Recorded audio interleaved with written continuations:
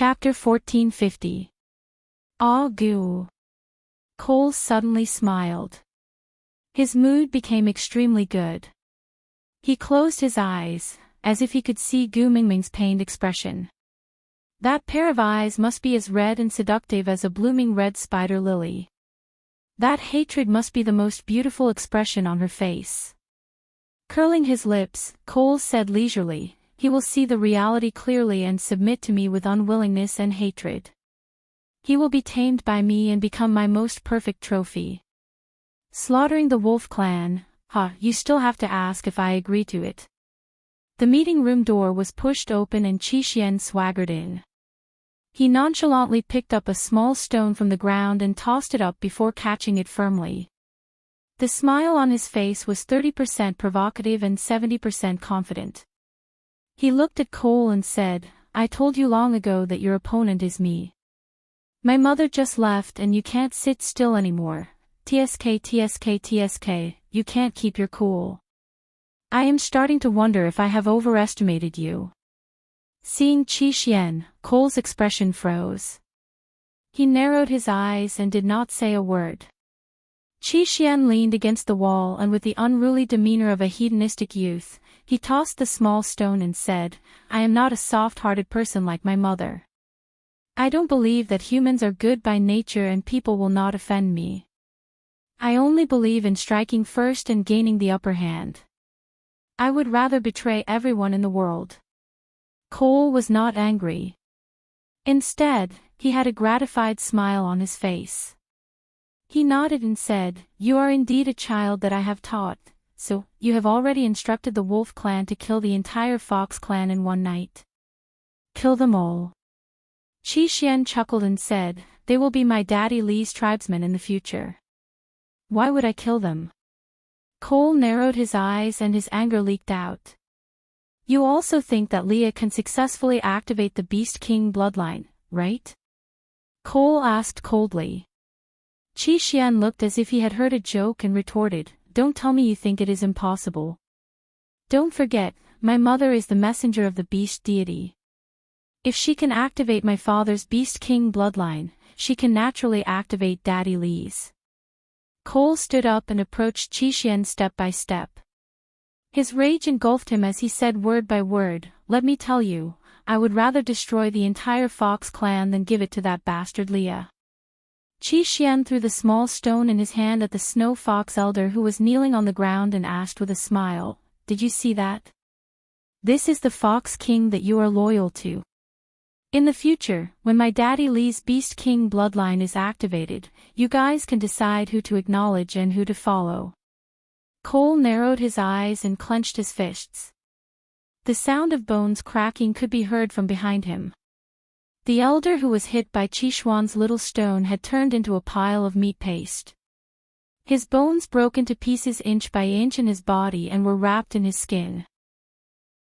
Blood slowly flowed out from his body, like a ferocious tentacle looking for the next target to steal his soul. TSK, the wrath of the Beast King. Qi Xian pinched his nose and took a step back. "There's no point in scaring me. You also know that the soul of the forest has already been fully unleashed in your body. Both of us have two lives in the same body and we are mutually restraining each other.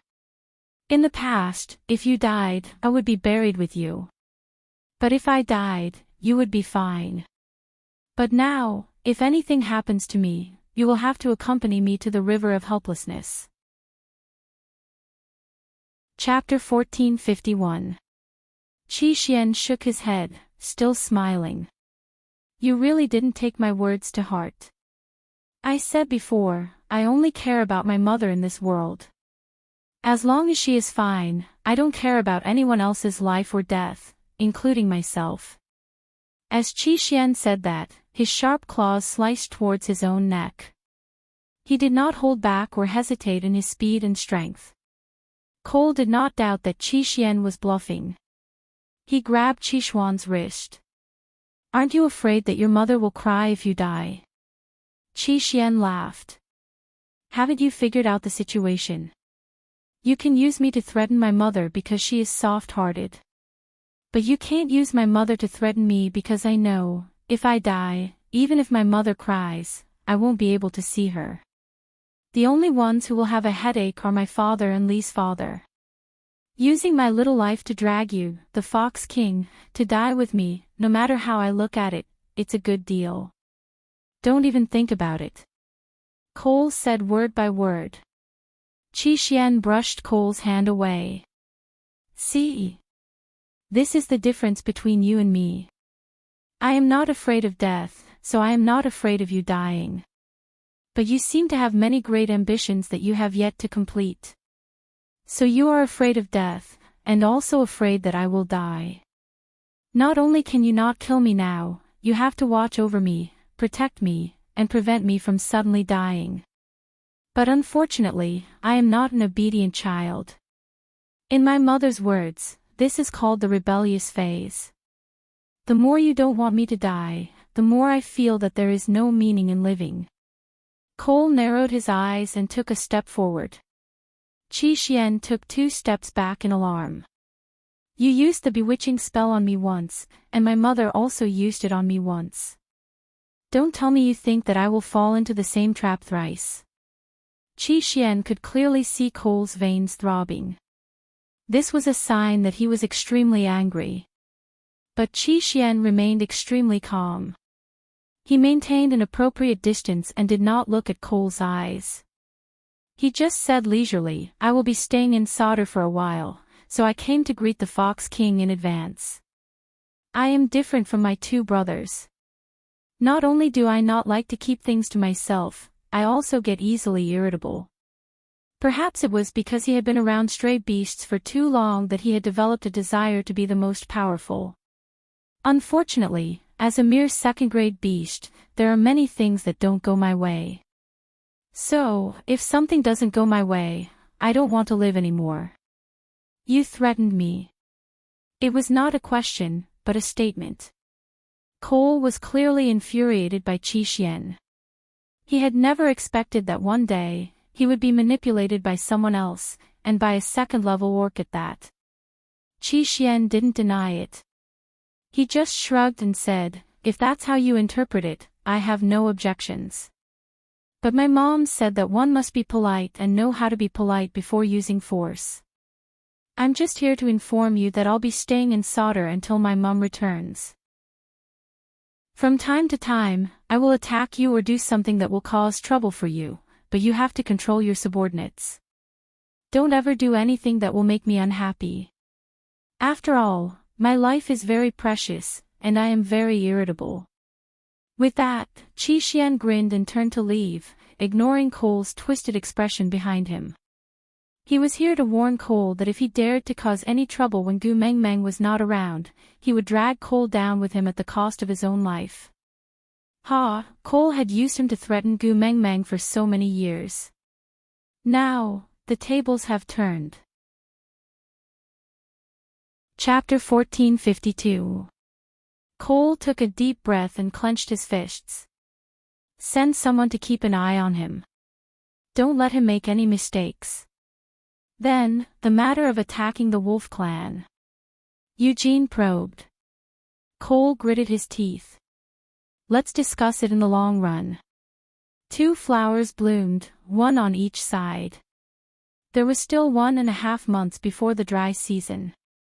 With Gu Mengmeng and the rest speed, it was more than enough for them to reach the Moda Mountains before the dry season.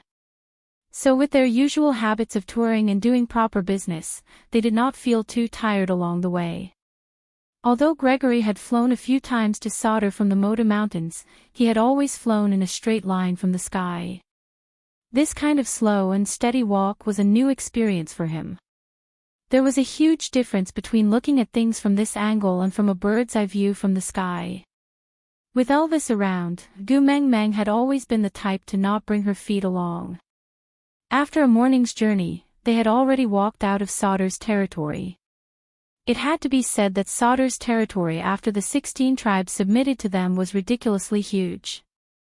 Oriton automatically took charge of hunting while Elvis carried Gu Mengmeng under the shade of a tree. Ever since Leah had risen to the 5th level, Wabi finally found an opponent who was on par with him. So whenever he was free, he would drag Leah along to spar with him.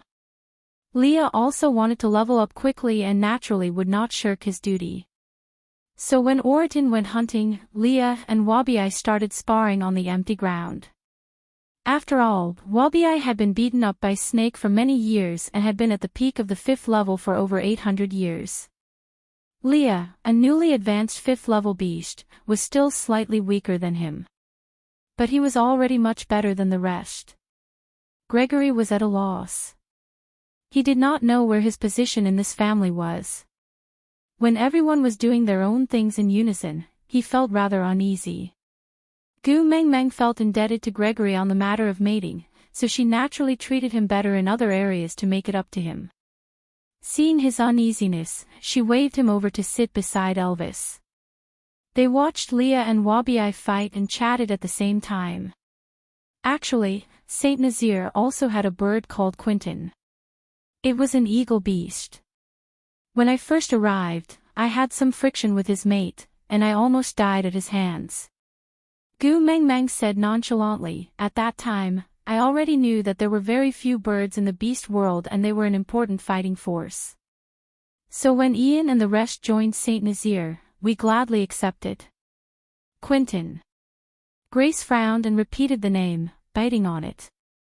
Gu Mengmeng tilted her head and looked at Gregory, asking, it's strange, aren't all your birds tribe members in Moda Mountains? Why is Quinton at the foot of the mountain? Gregory looked at Gu Mengmeng in silence and did not reply. Gu Mengmeng was a little confused. What's wrong? It's a secret. You can't tell me. Gregory shook his head and said, it's not a secret. If you go up to Moda Mountains, you will find out sooner or later. Ha! Gu Mengmeng did not understand. Chapter 1453. Gu Mengmeng laughed dryly and said, so.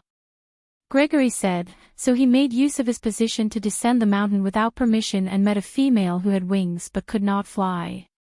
For that female, he abandoned the Moda Mountains and joined the Walking Beasts tribe. What the heck? Gu Mengmeng face-bombed and said, which means, if he did not get together with Nina that year, then the one who came to Sauter to look for me is very likely to be him, right? No. Gregory said, as long as there is a male born in the vulture tribe that can receive the signal, his position as the leader will immediately be taken away. So, the one destined to meet you is still me. This is fate. Gu Mengmeng smiled and thought to herself that it was not a good thing that you were destined to meet me. But Gu Mengmeng did not say this out loud. She just had an idea and suddenly grasped another important point. Gu Mengmeng jumped up from Elvis's arms and looked at Gregory with her eyes wide open. She said, you were not born when Quinton became the leader, so how old are you? 10 years old. Gregory answered calmly, but Gu Mengmeng felt like she was struck by lightning. Looking up, Gu Mengmeng shouted angrily, Father! Must you teach me to be a pervert? Gu Mengmeng's shout frightened not only the beasts, but even Wabi and Leah, who were fighting, stopped and walked to Gu Mengmeng's side. They looked at Gu Mengmeng and then at Gregory and asked, what happened? Elvis chuckled and gave Leah a look. He pointed at Gregory and said, age problem. Leah had a look of understanding. Previously at the Snake King Valley, she knew that Elvis was 3 years younger than her and suffered a huge blow. Now this Gregory, Gu Mengmeng was 18 when she transmigrated and was already 22 this year. Then, at the advanced age of 22, she harmed a 10-year-old male under her father's instigation. Gu Mengmeng grabbed her hair and squatted on the ground, muttering, I don't have the face to see anyone. I really don't have the face to see him this time. I should be arrested and shot for 5 minutes, what the hell is going on? Leah squatted beside Gu Mengmeng, like a child reaching out his hand to poke at a shell washed up by the waves. The method of calculating age in the beast world is different from your world. A normal male would be an adult at the age of 2 or 3. 10 years old isn't that young anymore. Look at Sandy's Jerry, he's only 7 years old this year. Gu Mengmeng buried her head in her knees and twisted her body to face the other side, refusing to lift her head. Leah walked to the other side of Gu Mengmeng and poked her, saying, "It's all my fault. In the future, when we expand our family, I will definitely check their ages clearly. I don't want anyone below 15 years old." "Okay." Gu Mengmeng shook her head and said, 25, "No, I don't want anyone below 30 years old." Leah narrowed his eyes and said, "Almost no single males can live to 30 years old, then we won't expand the family." Gu Mengmeng said in a low and muffled voice, refusing to lift her head no matter what. Leah sighed and said, "I originally wanted to give Barit a title next year. After all, he had already guarded you for 4 years and helped you to go to the platform of the deity's punishment and entrusted his life to you, to give him something to look forward to so that he won't be too affected by Gregory's addition. But from what you said, it's obvious that Barit has no chance. Sigh, that fellow is really pitiful. I wonder how upset he will be after hearing about Gregory's matter." Digression. Chapter 1454. Ever since she found out about Gregory's age, Gu Mengmeng started to feel awkward and could not look him in the eye. Wabi mocked Gu Mengmeng along the way, not because she was an old cow eating young grass, but because she only realized she was eating young grass after swallowing it. Gregory also expressed his helplessness.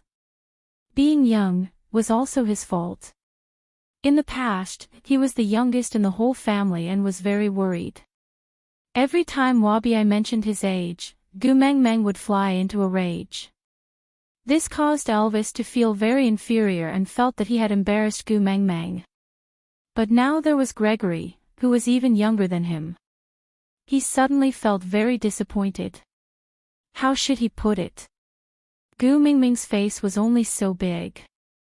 He would rather embarrass himself than let others embarrass him.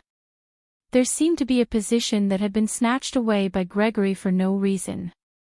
The group of people who were originally on a sightseeing tour became even more amusing because of Gu Mengmeng's awkwardness. A month passed by quickly and they arrived at the foot of the Moda Mountains unknowingly. The scenery here was very strange.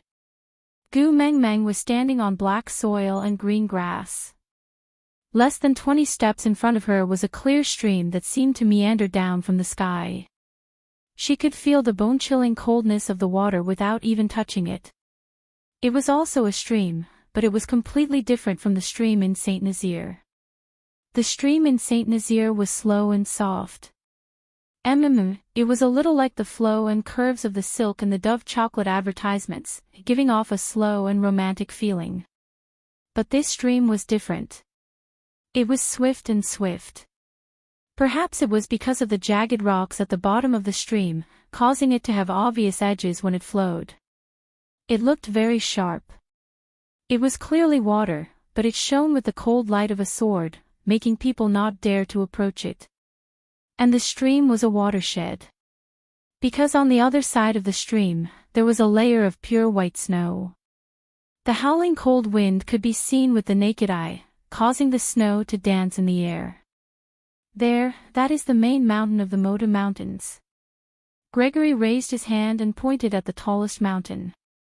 With Gu Mengmeng's eyesight, she could barely make out a silhouette in the wind and snow.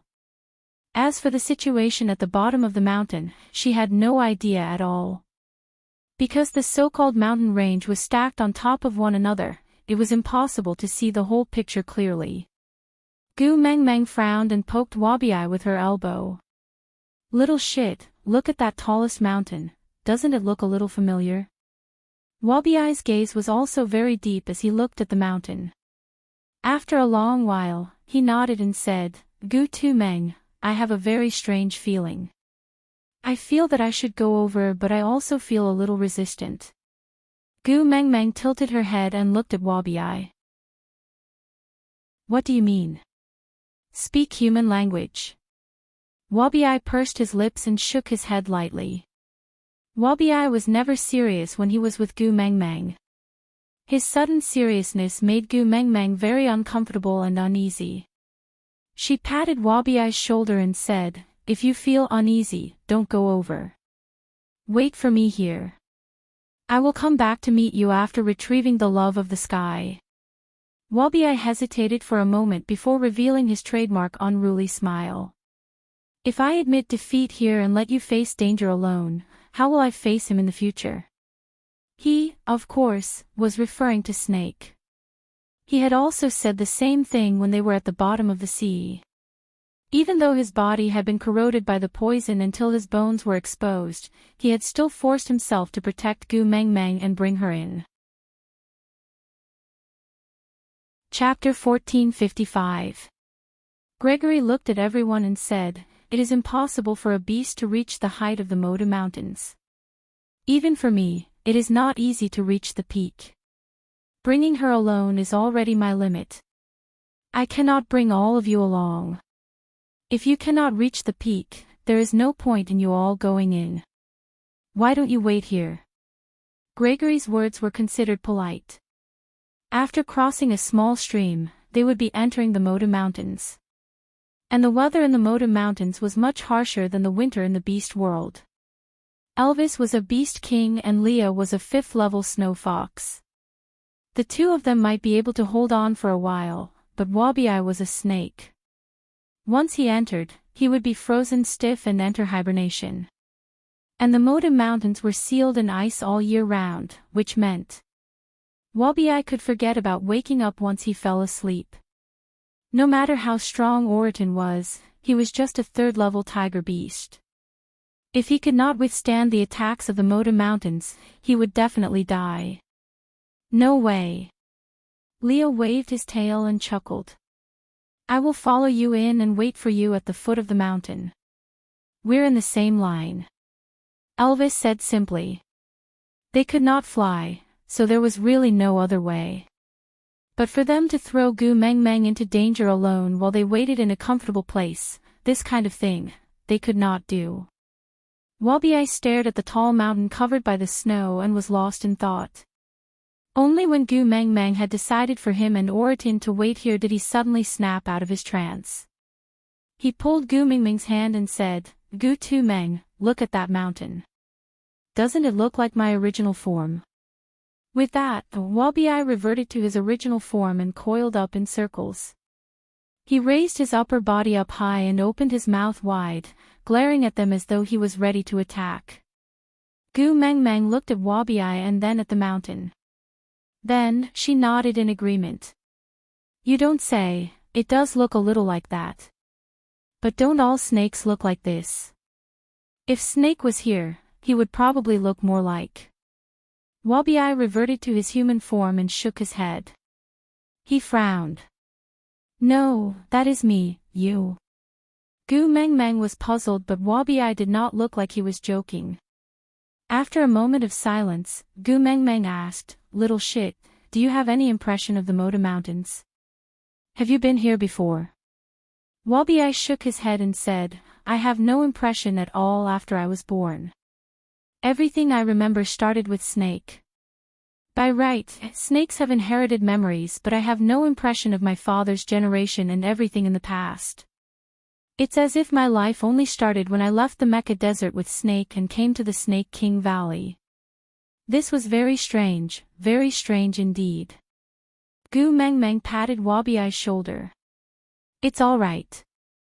Since you are so curious, let's go in together. If you are frozen, Lil Miss will carry you. Unless Lil Miss dies inside, otherwise, I will bring you out the way I brought you in." Wabi-Ai straightened his neck and sneered. "I am a male, do I need you to carry me?" Only true friends would know how much trust there was behind such a provocative and contemptuous smile. He knew that even if he mutated into Godzilla in there, Gu Mengmeng would still knock him unconscious and bring him out. She would not leave him alone. Chapter 1456. In the end, Oriton had to wait here alone. Oriton was not a rash person. He knew his own capabilities and so didn't feel that it was embarrassing for him to be the only one outside after everyone else had gone in. Doing what he could and not causing trouble for others at the crucial moment was a form of maturity. Because Elvis, Leah and Wabi obviously couldn't descend the mountain, they split up. Gregory carried Gu Mengmeng straight to the peak of the Moda Mountains, while Elvis, Leah and Wabi treaded through the snow. As the saying goes, kneel before a dead horse at the sight of a mountain. It was clearly right in front of you, but after running for so long, it felt like you weren't getting any closer. In addition, it was already difficult to advance in the snow, so your speed was naturally limited. Elvis and Leah couldn't bear for Gu Mengmeng to follow them and suffer needlessly, so they naturally agreed with Gregory's suggestion to let him carry Gu Mengmeng up the mountain. It didn't matter if they still hadn't reached the Moda Mountains after Gu Mengmeng retrieved the love of the sky. Anyway, Gregory had good eyesight and would definitely discover them on the way back. Previously, Gu Mengmeng felt a little guilty about riding on Gregory's back. She was afraid that she would affect Gregory's search for a wife in the future. But now, the marriage had already been decided and it was already delayed. Gu Mengmeng didn't argue any further and just laid on Gregory's back. She instructed Elvis and Leah to take good care of Wabi and not let him die in the snowstorm on the Moda Mountains. It was rare that Wabi didn't explode in anger.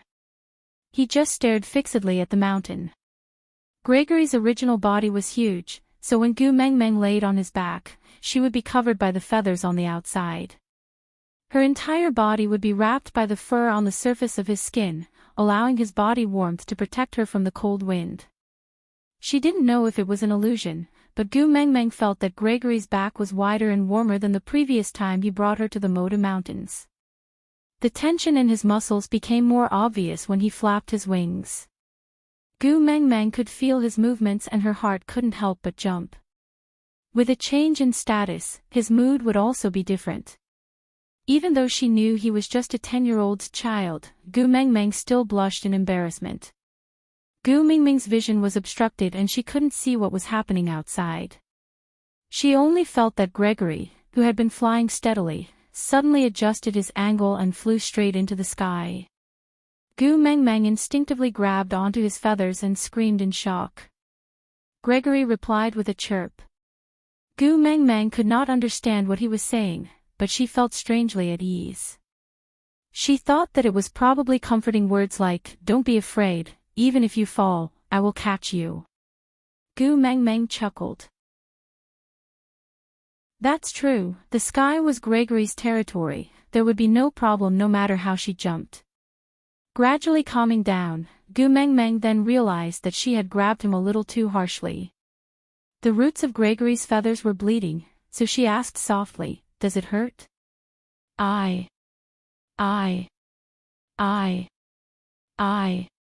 Gregory didn't reply to her.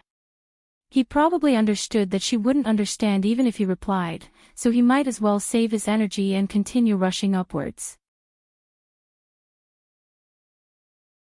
Chapter 1457. The oxygen was getting thinner and Gu Mengmeng's body could not handle such a speed. She held on tightly to Gregory's feathers, her face turning pale due to the lack of oxygen. Her consciousness slowly drifted away and finally, Gu Mengmeng fainted. His body slid down unconsciously and Gregory felt a strange movement on his back. He instinctively turned around and dove down, catching Gu Mengmeng steadily. So his sharp claws hurt her and he could only use his back to fly horizontally to catch her. Flying straight up was the simplest and fastest way, but she had fainted and could no longer hold on to his feather to stabilize her body. So, Gregory had to fly in a roundabout way. This method of flying was much more difficult than flying straight up, and the increase in the flying distance due to the environment would cause the danger factor and fatigue index to increase exponentially. But Gregory would rather grit his teeth and fly forward in the cold wind than use his claws to grab Gu Mengmeng and fly straight up. Because if he grabbed her and flew, she would be injured if one side of his strength was slightly off. Secondly, without the protection of his feathers, she would be exposed to the cold wind. That knife-like wind cut his body in pain. If it were to cut her body, he did not even dare to think about it. So this was the feeling of not being able to bear to part with her. He would rather be smashed into pieces than let a single strand of her hair be hurt. Even if she, who had already fainted, did not know what kind of pain and suffering he had gone through. Just like what Gregory said himself, birds had their own pride. He would show her his strong self and let her accept him because he was an outstanding male. But he would not show his misery to gain sympathy. He wanted to spread his wings and shield her from all the wind and snow, so that her world only had sunny days. When Gu Meng Meng woke up, it was already evening. They stopped in a spacious cave and Gregory was using an ice cup to feed Gu Meng Meng. Seeing that Gu Meng Meng had opened her eyes, he secretly heaved a sigh of relief. "How are you? Do you feel uncomfortable anywhere?" Gu Meng Meng shook her head. She was actually still very weak. Her forehead and temples were throbbing in pain. She was tired and had difficulty breathing. This was a classic case of altitude sickness. She was not used to this altitude. Most people would recover in 3 to 10 days. She had snake strength supporting her body and would be fine after 1 or 2 days. But Elvis and Leah were not around, so Gu Meng Meng could not be unreasonable towards Gregory. How should she put it? Although Gregory was now a member of her family in name, Gu Meng Meng really could not see him as a partner. Some unreasonable feelings could only be displayed in front of Elvis and Leah. Let's put it this way, when Elvis and Leah were around, Gu Meng Meng was a weak lady who could not even open a bottle of mineral water. But when they were not around, Gu Meng Meng could carry a bucket of water up to 3 floors without panting. Although there were females on the Moda Mountains, as a tribe leader with an engagement, Gregory had almost no experience in interacting with females. He had fallen into Gu Meng Meng's hands the first time he left the mountains, so his love experience was equivalent to 0. He did not have Snake's inherited memories, and did not even have Elvis and Lee's familiarity and influence, so he did not know how to please a female. But he knew one thing. Gu Meng Meng was not willing to rely on him. Digression. Chapter 1458. Just say it if you're uncomfortable, there's no need to force yourself. Gregory frowned. He was just a 3rd-level orc, but his tone was so mature that Gu Meng Meng wanted to shout, "Master is right." "You're right." Gu Meng Meng smiled and said, "I'm just not used to this height, so I don't have much strength. I'm really fine, just bear with it and it will be over." Gregory didn't say anything else and just looked at Gu Meng Meng quietly. He remembered that when she drank a mouthful of water in solder, she would stick out her tongue pitifully and whine to Leah in pain. This made Leah hug her and blow at her to coax and comfort her. He had to comfort her properly. When she was weaving a praying mat with tree vines, she was accidentally pricked by the thorny vines and a drop of blood flowed out. It was no exaggeration, just 1 drop. She even said that she was afraid that the thorns would enter her body through her blood vessels and forcefully squeeze it out. In the end, Elvis frowned and was about to scold her when she preemptively pretended to cry. She shrugged her shoulders and stretched out her fingers to scream in pain even though she did not have a single tear. His heart ached so much that he could only hug her and coax her first. All the words he wanted to scold her were stuck in his throat, and in the end, every tree vine that Gu Meng Meng wanted to use had to be rubbed 8 times with his bare hands to ensure that there were no thorns left before entering Gu Meng Meng's hands. Such a Gu Meng Meng was telling him, "Bear with it and it will be over." Putting Gu Meng Meng down, Gregory spread his wings and flew into the snowstorm. Gu Meng Meng didn't know what was wrong with Gregory. She had already tried her best not to create trouble for him, but why did he still look unhappy?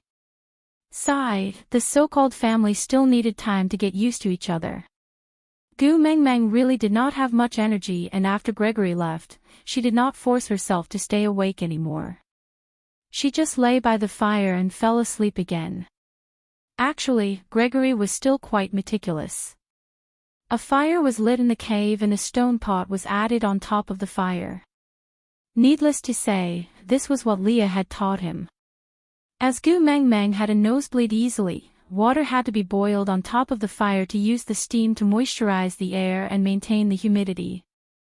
A thick beast skin was laid beside the fire and the distance was just right so that it would not be dangerous if it was too close and not too far away for Gu Mengmeng to freeze. There were rows of ice cups at the entrance of the cave. Gu Mengmeng just had to pour the hot water from the pot into the ice cups and she would be able to drink the warm water immediately. Moreover, the ice cups were made from the extremely clean ice from the Maiden Mountains. It had a sharp sweetness to it, and if one was not afraid of the cold, it would taste like rock candy when chewing on it. But Gu Mengmeng did not want to eat cold food now, she just wanted to sleep. Elvis and Leah were not around, but Gregory, who was taking care of Gu Mengmeng personally for the first time, did not let her suffer at all. She was in a daze and did not know how long she had slept. Feeling someone patting her lightly, she opened her eyes in a daze. Gregory scooped a Schwelling fruit from a slightly bigger ice cup and passed it to Gu Mengmeng. The fruits you like to eat can only be found during winter outside, but there are plenty of them on Maiden Mountains. And tutu.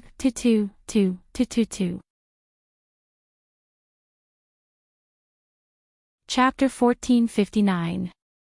Gu Mengmeng wanted to reject him. She felt that this position was too ambiguous. Other than Leah and Elvis, she could not accept anyone else hugging her like this. Really, it was extremely awkward. Gregory could tell that she wanted to struggle and did not force her. He just said calmly, "The temperature here is much lower than the ground. You will get frostbite if you don't cover yourself with beast skin. Elvis and Leah are not around. Although I am just a guardian beast, I have the responsibility to protect and take care of you. I'm just feeding you a few fruits. You don't have to reject me so much. I can also recognize my own position." Gu Mengmeng actually did not think so much. Everything she did was just out of instinct. She felt a little embarrassed after being reminded by Gregory. She had ruined his reputation and ruined his entire life. She originally wanted to treat him better, but she forgot that in the beast world, not causing trouble for others was not a virtue. Only by continuously acting, being unreasonable, ordering men around like servants and becoming even more unreasonable, would the males feel safe and blissful.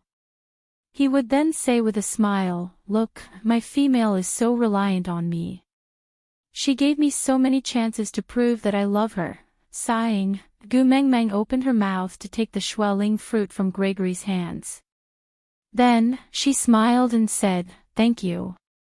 Gregory smiled faintly and sighed. He asked as if he was talking to himself, "Do you also say thank you to Leah and Elvis?" Gu Mengmeng thought for a while and shook her head. She said, "I did in the past, but I slowly got used to it. Thinking about it, it's really been a long time since I said thank you to them." The answer made Grace feel a little better. She did not say thank you to him because she was estranged. She was just not used to his care. If he had a long time and many chances to take care of her, maybe she would accept it as a matter of course, just like how she treated Leah and Elvis.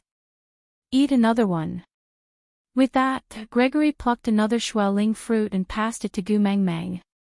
He watched her swallow it. He then asked, "Do you feel better after eating this?" Gu Mengmeng nodded. She leaned against Gregory's chest lazily. She said, "I just don't have any energy. But this Schwelling fruit is really refreshing. I don't feel so disgusted after eating it. It's quite comfortable." Gregory smiled at Gu Mengmeng's words and said, "If you like, I can pick fresh ones for you every day. But you can't eat too much at one time. Otherwise, it will be too cold and your stomach will feel uncomfortable." Gu Mengmeng wanted to tell him not to trouble himself, but after some thought, she decided not to. If braving the wind and snow to pick fruits for her to eat could make him feel happy, then so be it. After all, Gu Mengmeng really could not do the kind of pretentious things she did to Elvis and Leah in front of the 10-year-old Gregory. She avoided Sandy, but she did not avoid Gregory. In the end, she still became a strange auntie. Sigh, what a tragic fate. I just went out to take a look. The wind around Love of the Sky has weakened a lot. It's estimated that the wind will stop and the snow will melt in 7 days. But you only have half a day's time. Leave Maiden mountain range immediately after taking it, understand? Gu Mengmeng turned back to look at Gregory in confusion. Why do we have to leave immediately? Chapter 1460. Gu Mengmeng thought about it. Perhaps it would be like how Sun Wukong obtained the ocean stabilizing needle. After Gu Mengmeng obtained the Love of the Sky, the Maiden mountains would also shake. But luckily, all the birds living here were birds, so they should not be buried alive. Her father also said that after she obtained the Love of the Sky, she would become the owner of the birds and all the birds would follow by her side. With that thought, Gu Mengmeng discussed with Gregory. My father, who is the mighty beast deity, he told me that after I obtain the Love of the Sky, the birds will recognize me as their owner and follow by my side. So I was thinking, how about we bring the birds from the Maiden mountains to settle down in Saint Nazaire? Although Sauter's territory is bigger, but to be honest, there are already the Wolf clan, the Fox clan and the 16 tribes there. The situation is extremely chaotic. If you birds, who have been living in seclusion for so many years, join in, you might just become cannon fodder. It's better for you to follow me back to Saint Nazaire. I always feel that the people from Saint Nazaire are the easiest to get along with. This keyword was enough to convince Gregory to do anything. Nodding with a smile, Gregory said, You are the head of the household, I will naturally listen to you. Gu Mengmeng did not say anything that would hurt their relationship. 7 days, 7 days. Gu Mengmeng leaned into Gregory's arms and gradually fell asleep. When she opened her eyes again, it was already the next morning. Gregory was roasting a wild rabbit. He had flown out of the Maiden mountains to look for Orion last night. At the same time, he had also brought back other prey, but he had thrown them to Elvis and the rest along the way. He only brought back 2 rabbits for Gu Mengmeng to eat. After Gu Mengmeng washed up with water from an ice cup, she hopped over to sit beside Gregory. Resting her chin on her hands, she looked at Gregory who was roasting the rabbit and smiled. You learn really fast. You are as talented as Leah in cooking. But Elvis can't do it, he and Snake are both kitchen killers, any fresh ingredients can be made into dark cuisine. Snake once roasted meat for me and I almost died from it. Hearing Gu Mengmeng's incessant chatter, Gregory suddenly smiled. Gu Mengmeng rarely saw Gregory smile. Most of the time, he had a stern face like a teacher. Even if he smiled, it was just a slight twitch of his lips. Therefore, this smile was rare. What are you laughing at? Gu Mengmeng also laughed, her eyes filled with curiosity. Gregory looked back at Gu Mengmeng. I'm laughing at how noisy you are. Gu Mengmeng wrinkled her nose and said, Are you praising me? Why doesn't it sound like it? If you think I'm too noisy, then I'll speak less. Gregory shook his head and said, No, you quarrel very well. Ha! Gu Mengmeng did not understand what Gregory was thinking. Gregory tore off a leg from the roasted rabbit and handed it to Gu Mengmeng for her to eat first. Then, he placed the water back on the fire and said, In the past, there was only the sound of the wind blowing and snow falling on the Maiden mountains. I'm used to this kind of silence and never felt that it was inappropriate. I even thought that I liked this kind of silence. But... Chapter 1461. You like crowds. Then the next time I bring you back to Saint Nazaire, when the 16 valued members gather together, damn, that scene is comparable to a large-scale market. Gu Mengmeng chuckled. Gregory nodded with a smile and said, Okay. He did not tell Gu Mengmeng that he was actually used to being quiet, but he felt good when she was noisy. He did not like noises other than hers. After breakfast, Gregory gave Gu Mengmeng 10 Schwelling fruits that he had just plucked today.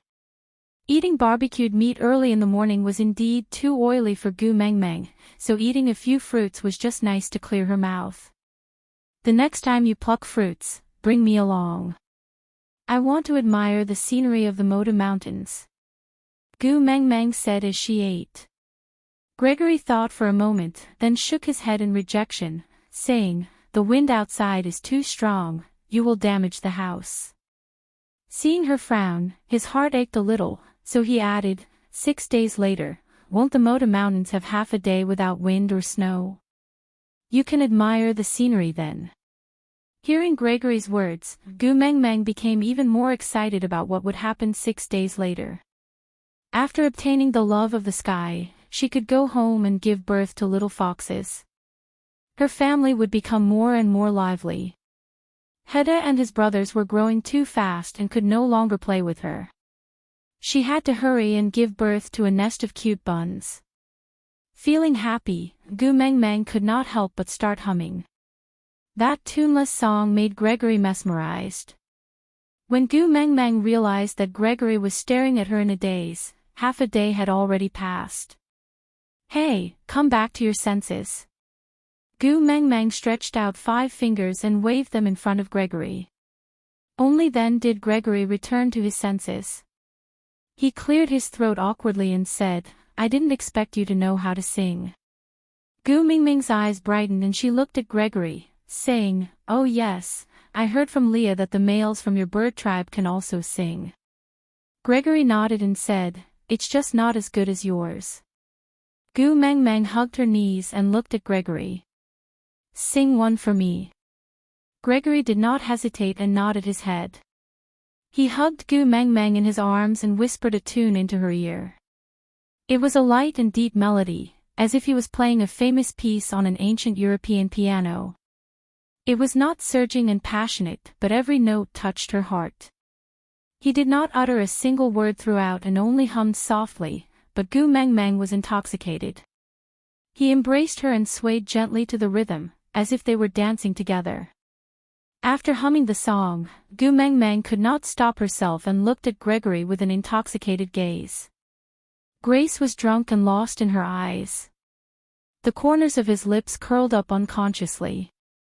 At that moment, she was the only one in his eyes. "You like it?" Grace whispered. Gu Mengmeng nodded her head without hesitation. Then, she mimicked Gregory's tone and hummed a few lines, but to no avail. She could not hum out the kind of charm he had. There was not a single word, but it was filled with deep emotions. She could never learn it. Courtesy demands reciprocity. "I will sing a song for you too," Gu Mengmeng said with a smile. Chapter 1462. Gu Mengmeng thought for a while and sang, "Just happened to meet you." The only races in the beast world who could sing were the females of the mermaids and males of the birds, but the songs they could sing had no lyrics. So, although Gu Mengmeng's singing was different from Gregory's, it was rare. Moreover, the cave formed a unique echo chamber, adding to the quality of the singing. Gregory was smiling the entire time, smiling especially blissfully. There was no other reason other than there was only him and Gu Mengmeng here. Every single note that Gu Mengmeng sang was for him. In the bird tribe, singing was a form of courtship. Of course, he knew that Gu Mengmeng was not clear, but it was enough for him to deceive himself into believing that this was Gu Mengmeng's confession to him. Just like that, it was enough. Everything was worth it. On the 5th day, Gu Mengmeng's altitude sickness had completely recovered. Having regained her energy, she was eager to try again. She started drawing on the walls of the cave out of boredom. At the start, she drew some messy, secret martial arts books, which were actually just matchstick men fighting without any style. Then, she suggested drawing a portrait for Gregory, to which Gregory was naturally willing to cooperate. So, Gu Mengmeng tried to find light and made Gregory change his style. Finally, she posed him sitting sideways at the entrance of the cave, gazing into the distance with an unfathomable look. But, Gu Mengmeng was not a child who had learned how to draw. She tried her best and finally drew Gregory into crayon Shinchan. Done. Gregory stood up and walked over when he saw Gu Mengmeng keeping her pen. Don't move. Gu Mengmeng waved her hand and rejected him. Hearing that, Gregory really stopped moving. He smiled and asked, "What's the matter?" Gu Mengmeng used her body to block the drawing tightly and said awkwardly, "That. I didn't finish it. Why don't we not look at it?" Gregory chuckled and said, "It's fine no matter how you draw it." With that, Gregory took another 2 steps forward and was already in front of Gu Mengmeng. Gu Mengmeng's back was pressed against the wall, blocking the crayon Shinchan has something on his mind, drawing completely. She raised her head and the tip of her nose was pressed against Gregory's chest muscles. Gregory supported himself against the wall with one hand and placed the other on Gu Mengmeng's shoulder. He looked down from the back of her neck, trying to find out what was going on. He didn't mean to do it. But in modern times, this position was called wall drumming. Gu Mengmeng blushed. She felt that her heart might not be able to take it if this went on, so she admitted defeat and said, "Then, step back, I'll talk to you." Gregory took a step back and smiled at Gu Mengmeng. Gu Mengmeng swallowed her saliva and said, "Look, you can look. But you have to promise me that you can't get angry when you see it. We're still friends." Gregory sighed helplessly and said, "I'm your guardian beast, not your friend. I just can't get angry." Gu Mengmeng's main point was not her identity, all right. Gregory pondered for a while and said, "What if I get angry? Do you know how to coax me?" "I will. After all, I'm in the wrong." Before she could finish her sentence, Gregory laughed and said, "Then I'll get angry." "Ha! Getting angry before even looking at it." Gu Mengmeng looked at Gregory with her eyes wide open. Gregory tapped Gu Mengmeng's wrinkled nose and said, "I want to be coaxed by you once, just once will do. Don't worry, as long as you coax me, I won't be angry anymore and I'll listen to everything you say. How about that?" Aside from the topic, who was so nice? He gave Susu 5 tickets at the beginning of the month. Thank you, big baby. Chapter 1463. Really? Gu Mengmeng was doubtful. Gregory smiled and nodded, promising, "I promise you with the pride of the bird's tribe, if I go back on my words, let me break my wings and be blind, never to fly again." Gu Mengmeng covered Gregory's mouth, laughing awkwardly, "Don't swear so recklessly, it's not worth it. I'll just show you, spit a mouthful of saliva and say that the oath you made just now doesn't count." Gregory didn't know that ever since snakes cut open his chest and take out his gallbladder became a maxim, Gu Mengmeng had been traumatized by oaths. Every time she heard someone say such a vicious oath, she would feel terrible, really terrible. Gregory only knew that Gu Mengmeng's soft and fragrant hand had automatically pressed against his face, covering his mouth, her exquisite little face looking at him anxiously, as if he was an important person. She was worried for him. Afraid that his oath would come true. But, was she a fool? He was not angry at her at all, even if she had drawn him as a green-faced, fanged monster, as long as it was drawn by her, he would find it pleasing to the eye. Actually, he did not even need to coax her, he would not blame her at all. He only wanted to deceive her to coax him once. How could the vow come true? Pulling her little hand away from his mouth, Gregory looked back at her with a gentle gaze, using his mellow voice to whisper, "The vulture tribe has never gone back on their words. But you still said you wouldn't like me back then, and told me to give up early. Isn't it a slap in the face now? I don't care, spit a mouthful of saliva and say it again." Other than Elvis and Leah, Gu Mengmeng rarely said such willful words to others, and it was not common for her to be so stubborn for no reason. She did not know why, but she felt that Gregory's oath made her extremely uneasy. Break his wings and be blind, damn, how similar was it to Snake's act of cutting open his chest and taking out his gallbladder. She could no longer bear the burden of a human life on her shoulders, she would rather bear the title of a strange auntie, a big scumbag, and drag Gregory along with her family of 3 to lead a good life. As long as she could live safely, it was fine. Gregory looked at Gu Mengmeng with a gaze full of joy, not the slightest bit angry that she had exposed his shortcomings. On the contrary, he was extremely happy. She was acting shamelessly, wasn't she? That dignified Gu Mengmeng, who always put on the airs of a messenger of the beast deity, always smiled gently to her friends and was cold and contemptuous to her enemies, was acting shamelessly like a child in front of him, right? He had only seen this adorable look of hers when she was in Leah and Elvis's arms.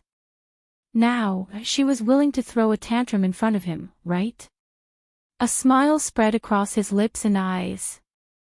Gregory nodded with an indulgent and doting smile and said, "All right, it's up to you. Then hurry up and spit." Gu Mengmeng straightened her neck and demanded, "Bah." Gregory spat to the side and said, "What I said just now doesn't count, please pretend you didn't hear it." Gu Mengmeng cleared her throat, looked up at the sky and said, "Father, watch your television series properly. Just treat that thing just now as a small advertisement, cut it and don't broadcast it. You didn't see anything and you didn't hear anything. Do you understand?" Gregory did not understand what Gu Mengmeng was saying and only felt that she was extremely cute. Chapter 1464.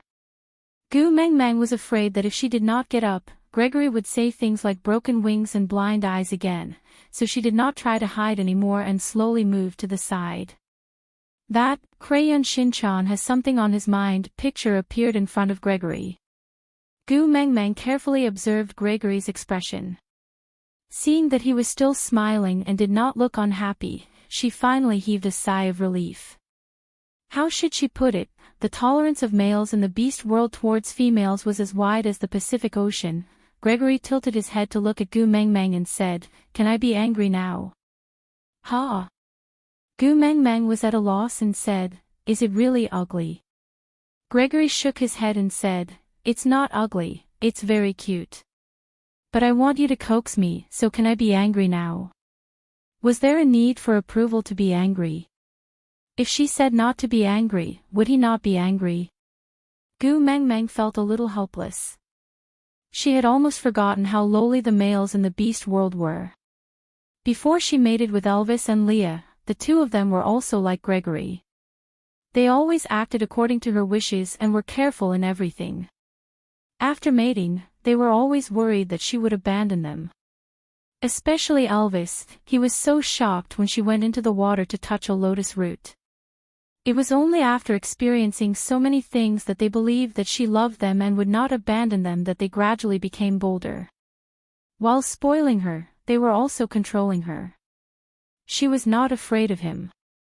Until now, Gu Mengmeng had forgotten that in the beast world, males had to be so careful in front of females they liked, as if they were walking on thin ice. Didn't he just want her to act coquettishly and coax him? What was so difficult about it? Gu Mengmeng took a step forward and wrapped her arms around Gregory's arm, shaking it left and right. She looked up at Gregory with her big watery eyes and said with a trembling voice, Don't be angry." Gregory's iron bones were melted by Gu Mengmeng's "mm." A suspicious pink color crept up the tip of his ears and Gregory coughed guiltily. He looked to the side and did not dare to look at Gu Mengmeng again.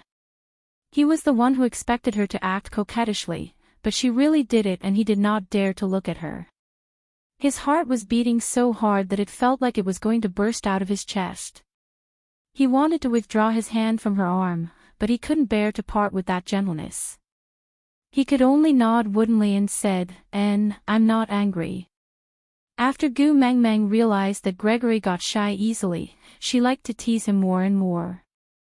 Whenever he blushed and could not do anything to her, she would laugh heartily. There were still 4 days until the wind stopped. The sound of birds chirping came from outside the cave. Gregory frowned and replied, "Got it.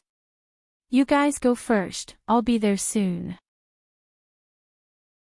Gu Mengmeng could not understand the chirping of birds, but seeing that Gregory did not look too good, she asked, "What's wrong? Did something happen?" For the past 3 days, Gregory had gotten used to fetching prey from Oriton every morning and helping Gu Mengmeng pluck Xueling fruits on the way back. Then, he would roast the fruits to warm himself up and hug her for the entire day, not wanting to let go. At this moment, he was feeding Gu Mengmeng Xueling fruits and was not in a good mood after being interrupted. "I don't want to let her go, not even for a second." But he was the tribe leader after all. He had to handle all the matters on Moda Mountains. Frowning, Gregory nodded and said, "Wait for me in the cave, I'll be back soon." Chapter 1465. Gregory really wanted to kiss her before he left like Elvis and Leah, but he knew that as a guardian beast, he did not have the right to do so. Being able to hug her like this was already a benefit that he cheated by using the low temperature as an excuse. Back on land, or rather, if any of her partners were here, it would not be up to him as a guardian beast to hug her. There were only 4 days left of such solitude, but some of it had to be taken away by trivial matters. He was unhappy but helpless. Hugging her tightly, he said in a low voice, "Wait for me to come back." Gu Mengmeng instinctively replied, but after replying, she found it funny. She was not sure how high the altitude was here, but she reckoned that she would not reach the ground even if she jumped today. She did not want to court death, so she had no other choice but to wait for him to come back. Gregory wanted to end this quickly, so he wrapped Gu Mengmeng tightly in the beast's skin, hugged her again, and left decisively. Looking at Gregory's back view, Gu Mengmeng clicked her tongue. She had to admit, he was so damn handsome. Grace was gone for most of the day. She did not feel it when he was around, but now that she was alone, Gu Mengmeng was really not used to it. It seemed that ever since she transmigrated to the beast world, she rarely stayed alone like this. Previously in Saint Nazaire, there was a period when Elvis and Leah were very busy, so she was alone at home. But during that period, Leah had also arranged for Mandy to accompany her and chat with her. And that was on land. Even if no one accompanied her, there were still many things she could do. But here, Gu Mengmeng looked around. Although this cave was very spacious and had all the necessities, but when she was alone, it seemed so cold and lonely.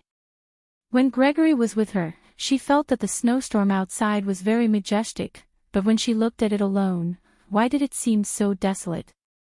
Gu Mengmeng wrapped herself in the beast's skin and sat at the entrance of the cave. She could not help but think, has Gregory been sitting here alone for the past 10 years, looking at this boundless world covered in pure white snow? Other than this endless white, is there anything else in his world?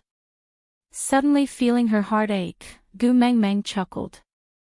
It seemed like it was not a bad thing to take Gregory in as a family member. After all, if she did not want him, he could only return to the Moda Mountains and continue to face this empty white for the rest of his life. Chirp! A long cry, accompanied by the howling of the wind and the shrill of cranes, was heard. Gu Mengmeng could recognize that it was Gregory's original form. Before she could even smile and say, "You're back," she was enveloped by a gust of cold air. Her chest was pressed against a scorching heat, and after a round of dizziness, the two of them rolled back into the cave. As he rolled, Gregory transformed back into his human form. He stared at Gu Mengmeng with a pair of sharp eyes, his lips pressed into a straight line. He did not say a single word, but his face was full of accusation. This expression, that sounds familiar. Gu Mengmeng was stunned for 2 seconds and immediately understood that Gregory thought she was going to jump off the cliff by sitting at the cave entrance. Elvis was also like this the last time she went into the water to touch him. I'm sitting there to wait for you to come back, not to jump off the cliff. Gu Mengmeng looked straight into Gregory's eyes and spoke first. Chapter 1466. You walked the entire day. I would have jumped long ago if I wanted to. Gu Mengmeng pushed Gregory and said, Can you sit up first? It's quite heavy. I can't breathe with you pressing down on me like that. Only then did Gregory realize that his position with Gu Mengmeng was not appropriate. Although this position had appeared many times in his dreams, but he did not have the status to press down on her like that.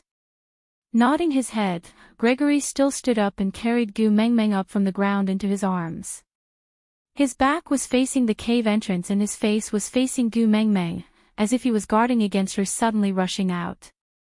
Gu Mengmeng shook her head helplessly and said, I already said a few times, the last time I jumped off the cliff, I was not really seeking death, I only jumped because I was sure that you would catch me. This time I came on my own accord. We are going to get the love of the sky in 4 days, why would I jump off the cliff for no reason? I don't have a motive, right? Thinking about it, Gregory felt that it made sense. He sighed and said, Sorry, I was too nervous. Gu Mengmeng smiled and said, It's normal, I am used to it. Elvis is the same too, he always feels that I am going to abandon him, any dangerous move will successfully make him explode.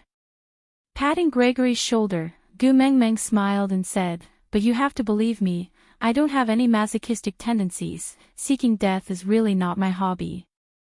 Gregory was unwilling to admit that the scene of her jumping off the cliff with his own eyes had already left a shadow in his heart. The sky was originally where he was most at ease, but once he saw her near the cave entrance, every factor in his body would clamor for unease. He did not like himself who was so paranoid, but he could not help but like her, who made him become like this. Sighing silently, Gregory pulled Gu Mengmeng back into his arms and said, I know.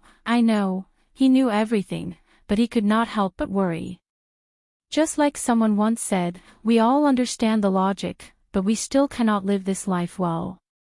It's very windy at the peak, it's too dangerous for you to sit there.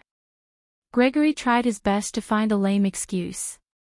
Gu Mengmeng chuckled and said, There is no scale here, but I know I have gained a lot of weight. When I first came to the beast world, I weighed around 120 kilograms. Previously, I took the clothes that Elvis had made for me when I had just transmigrated to this world and measured them. The measurements were about the same, but my muscle ratio was obviously higher than before. Therefore, in the case of the same body shape, the weight must have increased. Back then, a Category 18 typhoon could do nothing to me.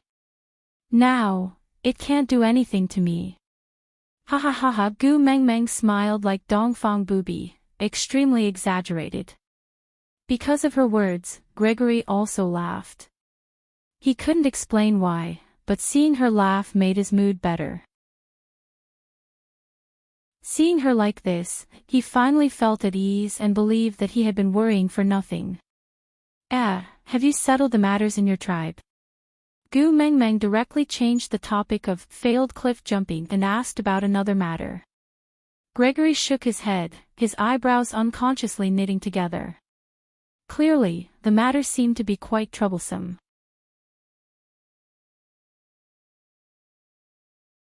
Chapter 1467. The bird's tribe was more devoted to the beast deity than the other tribes. So to Gregory, Gu Mengmeng's words sounded a little rebellious and heinous. But, the beast deity was still not as important as his own female, so Gregory did not reprimand Gu Mengmeng.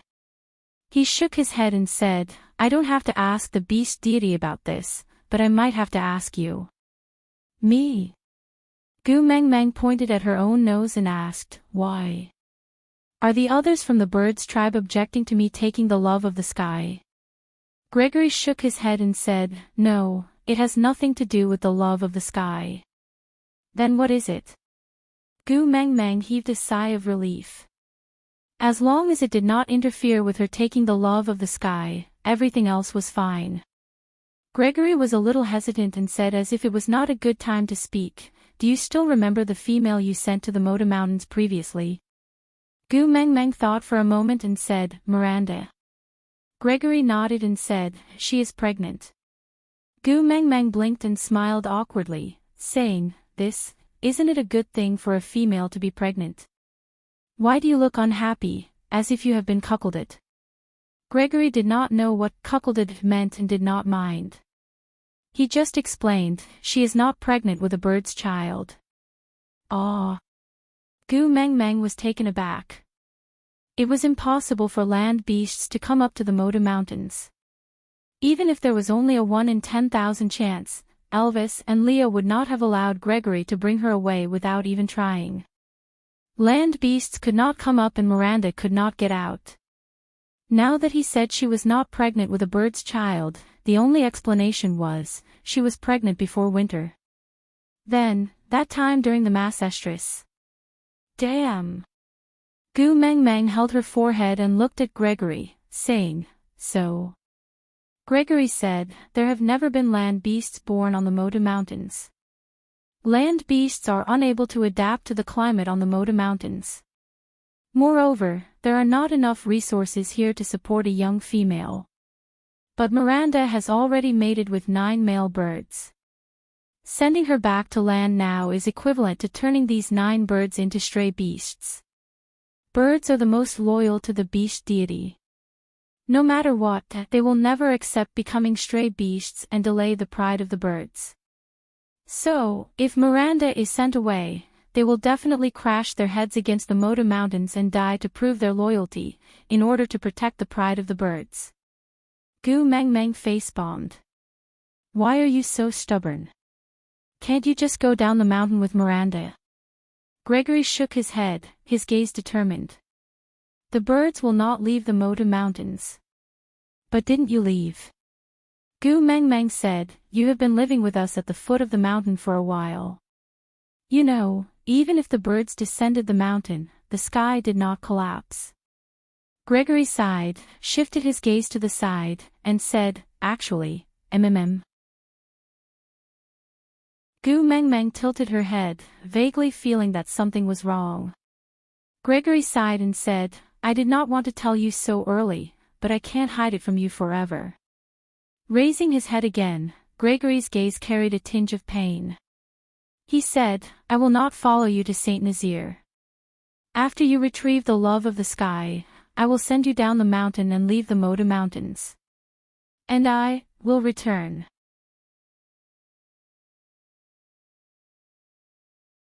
Chapter 1468. I am also your guardian beast here. As long as you are in danger, I will rush over to protect you immediately. But at the same time, I am also the leader of the birds' tribe. I have responsibilities and obligations that I cannot shirk from. Unless the Moda Mountains disappear, I will have to guard this place forever. Gregory's hand involuntarily caressed Gu Mengmeng's face. "If you are willing, you can take some time out to visit me every year. There is no shortage of water during the dry season. You can come over during the dry season to avoid the summer heat. We can stay in the cave at the border that you stayed in previously. It's much lower than here so you won't have altitude sickness. I can also fly up with Elvis and Leah." Gu Mengmeng fell silent. She did not know why, but she just felt uncomfortable. She looked at Gregory dejectedly and asked, "Gregory, must you turn me into such a scumbag, huh?" Gregory looked at Gu Mengmeng in confusion. His heart ached for her frowning sad look. Gu Mengmeng said, "I took your status but refused to mate with you. I am in the wrong and I owe you. But you have to give me a chance to make it up to you, right?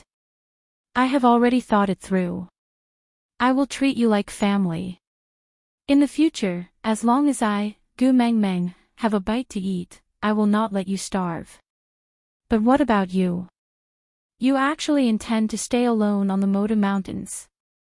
I have only sat here for half a day today and I already feel so lonely.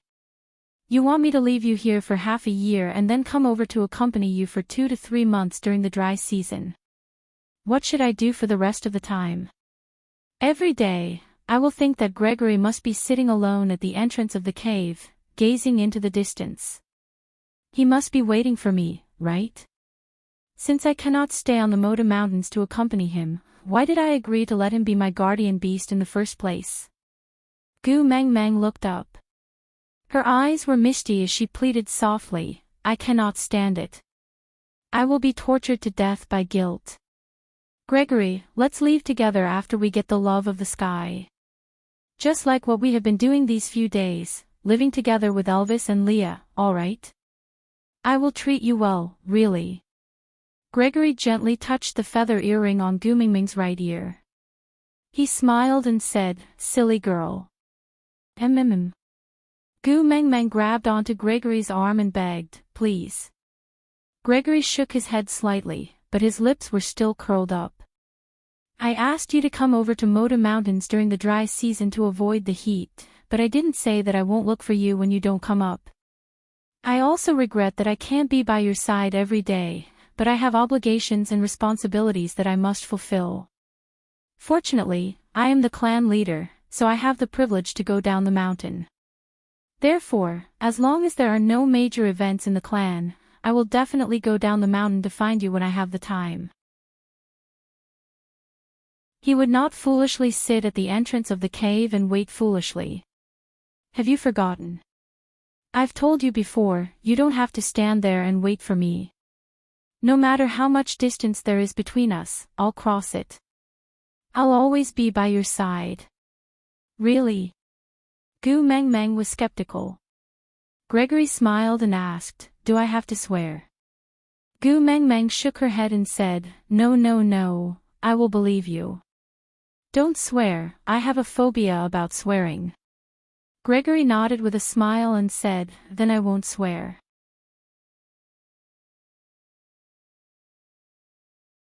Chapter 1469. Gregory nodded, his brows still furrowed. This kind of thing has never happened before, I really have no experience. Moreover, you were the one who sent Miranda up the mountain, so I want to hear your opinion. Gu Mengmeng clicked her tongue. Bring me to see her. Gregory glanced outside and said awkwardly, the wind outside is very strong and it's very cold. Moreover, I'm afraid you'll feel uncomfortable again when you come back up. Gu Mengmeng shook her head. It's alright, I'm already used to this height, it won't be so uncomfortable if I come back up again. Moreover, if Miranda really got pregnant during winter, I really can't sit back and do nothing. Gregory didn't ask any more questions. He just took out another set of beast skin and wrapped it tightly around Gu Mengmeng before placing it on his back. He then tore the beast skin into wide strips, before tying Gu Mengmeng onto his back without affecting her comfort. This was to prevent her from slipping off his back when she fainted again. If it was in the past, he would probably confidently say, I can catch you no matter how many times you fall. But now, he couldn't take the risk. Even if there was a 1 in a billion chance of her getting hurt, he didn't dare to try. To be honest, Gregory's method of tying her up was quite comfortable. Of course, Gu Mengmeng wasn't a masochist. She just felt a sense of security from being tied up, just like wearing a seatbelt when riding on a roller coaster. After everything was settled, Gregory carried Gu Mengmeng to the entrance of the cave. Before flying, he reminded her, if you feel uncomfortable, tell me immediately. Don't force yourself, understand? Yeah. Gu Mengmeng agreed readily. Gregory moved his shoulders before flapping his wings and flying off. Gregory's feathers completely covered Gu Mengmeng, so she couldn't see what was happening outside. She only knew that Gregory was flying extremely steadily.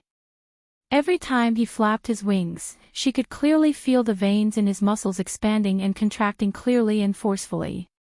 Her body froze. Gu Mengmeng knew that Gregory had landed. The feathers shrunk into Gregory's skin in front of her eyes. She was tied up on his back like a giant baby. How should she put it? the image of the messenger of the beast deity was basically ruined. It was estimated that the birds who saw her today would never see her as a goddess for the rest of their lives. Wang Erhua from the next class might even look better than her now. Gregory untied the beast skin rope and peeled off the beast skin layer by layer like he was peeling an onion. Then, a steaming hot Gu Mengmeng was revealed. Her pale face was flushed red, but it was hard to tell if it was from the heat or embarrassment. Struggling to crawl out of the beast skin, Gu Mengmeng had already given up on herself. Anyway, her image could not be salvaged no matter how many times she pretended to be cold and aloof. Gu Mengmeng had completely given up on trying to regain her dignity. Miranda was obviously shocked when she saw Gu Mengmeng. She stood there in a daze and did not dare to move until she saw Gu Mengmeng turn around to look at her. She then retreated backwards as if she had seen a ghost. She shook her head and said with a trembling voice, I am very obedient. I have always been in Moda Mountains and have never left. Please let me go. I will never dare to pester Aya again. I did not go out. I did not.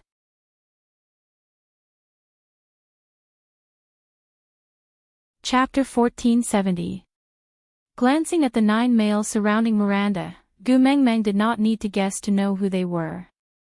Even if the Moda Mountains did not exit the beast world, those who could enter a cave with a female so openly must be partners. Didn't they see Gregory automatically retreating to a protruding rock outside the cave after sending Gu Mengmeng off? Gu Mengmeng patted her and said, obedient? Why do I feel that you are not very obedient? Gu Mengmeng did not stand on ceremony and directly sat beside Miranda. She gently touched Miranda's stomach with her little hand, as if she was caressing it. Miranda was so frightened that her entire body was trembling.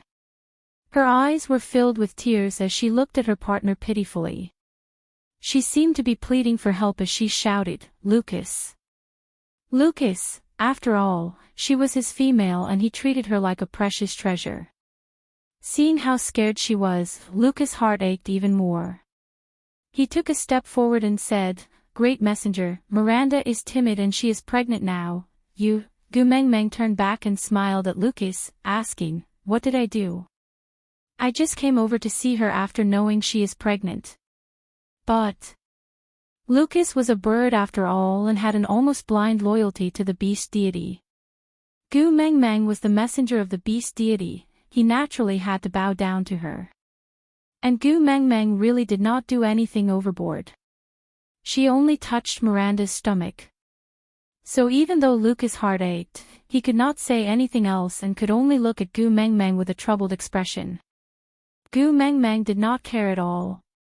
Not only did she not retract her hand, she even crossed her legs and sat on the bed, facing Miranda.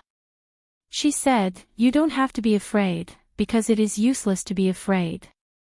If I really want to do something to you, even if all the males in this room join hands, they won't be able to stop me. These words were true enough. After all, unless there was a beast king among the 9 of them, even 9 5th-level beasts would not be Gu Mengmeng's match. Back then, I did not hand you over to Cole and sent you to the Moda Mountains because I wanted to save your life. If I wanted to harm you, I did not have to dirty my own hands. As long as I ignored you, Cole would naturally not let you off. Oh, you still don't know. He is now the beast king of the fox tribe. At the mention of Cole, Miranda trembled even more violently. Gu Mengmeng narrowed her eyes and lightly tapped on Miranda's tummy. This child is Cole's. Miranda's eyes were starting to lose focus. It was obvious that she had yet to recover from the previous news and was shocked by the news that Cole had become the Fox King. They were once love rivals and had played tricks in front of Gu Mengmeng. Gu Mengmeng knew that she was not a White Lotus bitch, but her pitiful state made it hard for others to harden their hearts and make things difficult for her.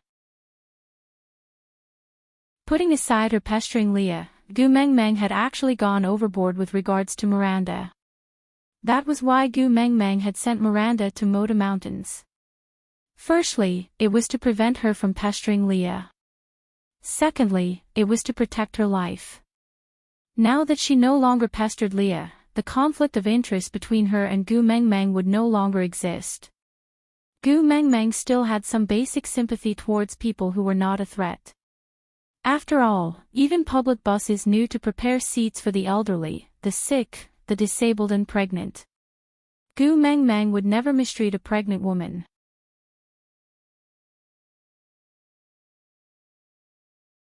Chapter 1471. Moreover, even if he really came up, he would not be a match for your partners in the sky. Gu Mengmeng spoke slowly, trying her best to calm Miranda's emotions. Moreover, don't you still have me? Since I want to protect you, he will not be able to touch you. Miranda's eyes then slowly focused. She looked at Gu Mengmeng, then at Lucas. She called out in a sobbing tone, "Lucas, yeah, I'm here." Lucas's heart ached terribly. He only dared to go to Miranda's side after getting Gu Mengmeng's permission. He hugged her in his arms. With Lucas hugging her, Miranda's emotions gradually calmed down.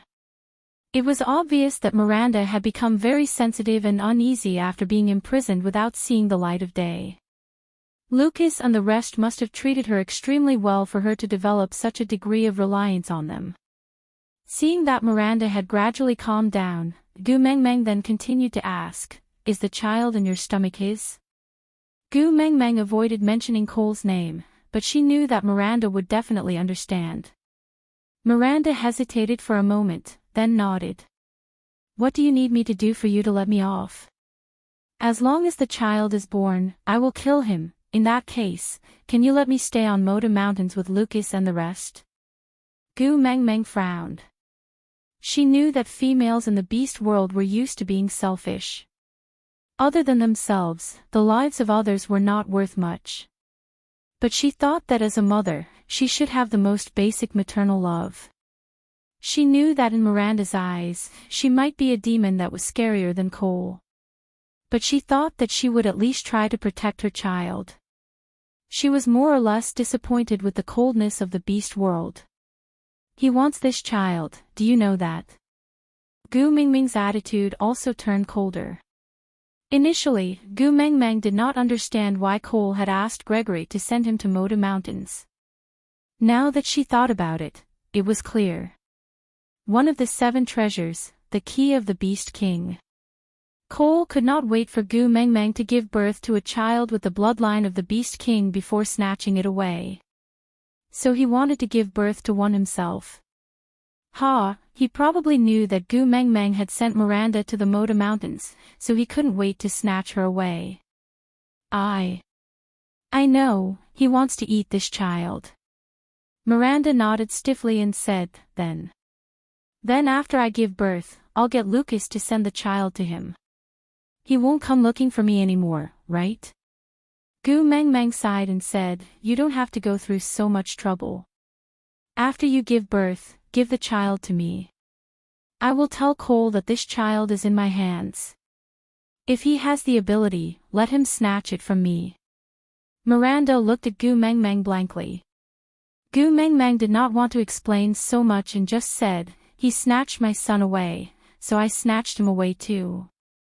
It's very fair." "All right."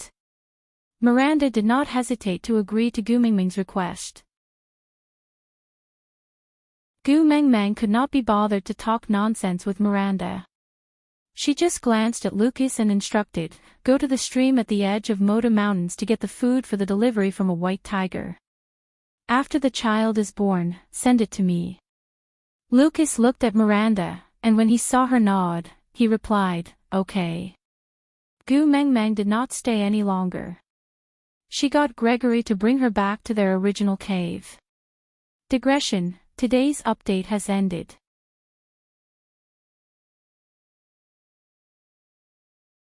Chapter 1472.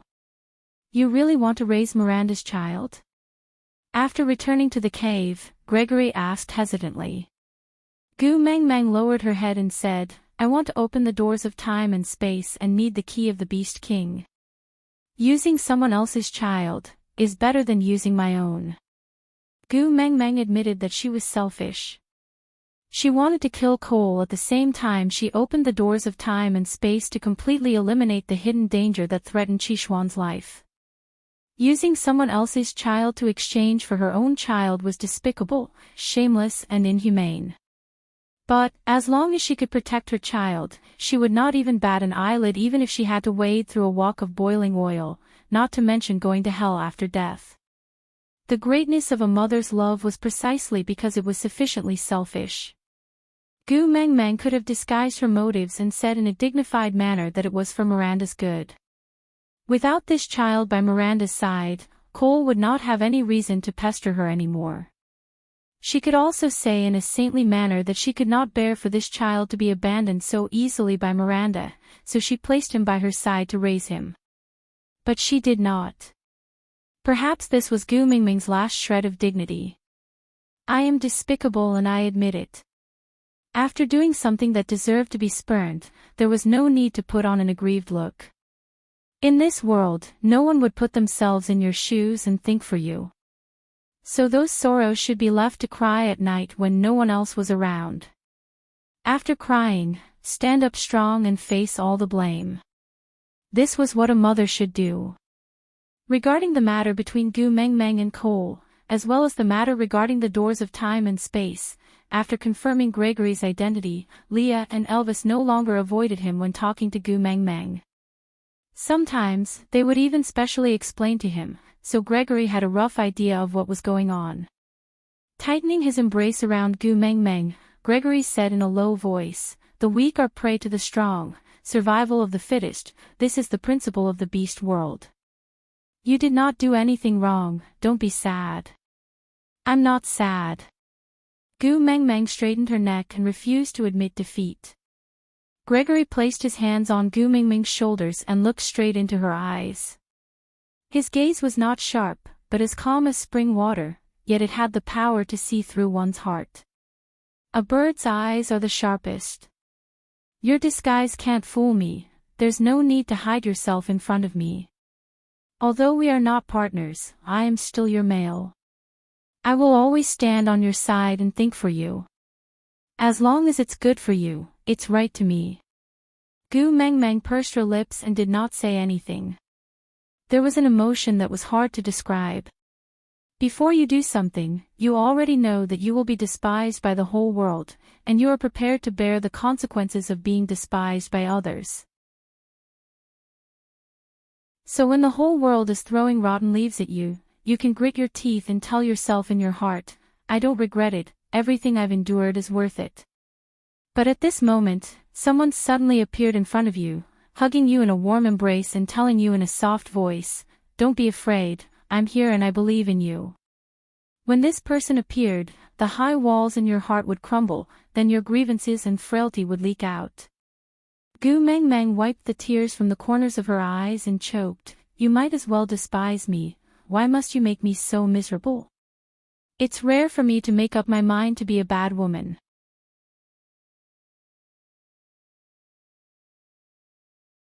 Chapter 1473. There were still 3 days before the wind would stop at Maiden Mountains. Gu Mengmeng had been depressed for most of the night because of Miranda and the child in her womb. In the end, Gregory had to hum a song to coax her to sleep. This was the first time Gu Mengmeng had experienced such a way of sleeping. Perhaps, her mother had coaxed her like this when she was young. But ever since her parents divorced at the age of 4, she, an orphan with both parents, had never received such treatment. Elvis and Leah treated her very well, but not being able to sing was not something that could be forced. After all, if the two of them were to howl for the entire night, it would be quite miserable and she would probably not be able to sleep. There was a tint of red in the sky and Gregory's eyes were tinged with warmth. Gu Mengmeng had slept in his arms for 3 consecutive nights. These 3 nights, he could not bear to close his eyes for even a minute, afraid that he would miss every breath she took and every faint smile she had in her dreams. Gu Mengmeng instinctively moved closer to the warmth and snuggled deeper into Gregory's arms. Gregory's large hands hugged Gu Mengmeng's back, hugging her even tighter. He liked her unconsciously moving closer and her defenseless sleeping face in his arms. Although it was a little despicable, Gregory still secretly kissed Gu Mingming's cheek. Humans should not do bad things. He kissed her without permission. Although it was just a light peck on her cheek, Gregory felt his heart pounding deafeningly. And the person in his arms seemed to be unhappy that his loud heartbeat was disturbing her sleep, so she frowned slightly and rubbed her little face against his chest. Only then did she continue to sleep at that relatively comfortable place. This small action shocked Gregory so much that he held his breath. It was not an overstatement to say that he was already thinking about what he should do if Gu Mengmeng abandoned him because of his secret kiss. Luckily, Gu Mingming's even and light breathing could be heard after a while. Only then did Gregory let out a long sigh of relief. He carried Gu Mengmeng to the entrance of the cave, wrapped her in a beast skin and hugged her tightly in his arms. Patting her little face lightly, he called out gently, "Wake up, I have a present for you." "Yeah." Gu Mengmeng replied in a daze, but her eyes were still closed. "There's really a present, wake up," Gregory whispered into Gu Mingming's ear. He knew she had a temper when she got up, but he really wanted her to see it once. Groaning, Gu Mengmeng opened her eyes. Just as she was about to complain about Gregory disturbing her sleep, she was stunned by the sight before her. The orange-red morning sun slowly rose and the warm sunlight shone on the Moda Mountains, adding a layer of gentle warmth to the pure white snow. Tiny spots of light shone in the snow, like a vast expanse of fine golden sand. It was extremely beautiful. "The first ray of sunlight in the morning is for you." Gregory's gaze was fixated on Gu Mingming's little face. He did not miss her change from feeling wronged for not having enough sleep to astonishment. His smile was gentle and blissful. It was nice of her to like his gift. Her smile at this moment was blossoming because of him. So beautiful. Gu Mengmeng could not help but exclaim. "Not as good as you," Gregory replied instinctively. Gregory spoke too softly and the wind at the entrance of the cave was too strong, so Gu Mengmeng did not hear what Gregory said. But even so, this was the first morning that Gu Mengmeng did not lose her temper after waking up naturally. Strangely, the first ray of sunlight in the morning brightened Gu Mingming's heart, as if all the dark clouds had been swept away. Aside from the topic, after hesitating for a long time, she still reminded her babies not to like Gregory too much.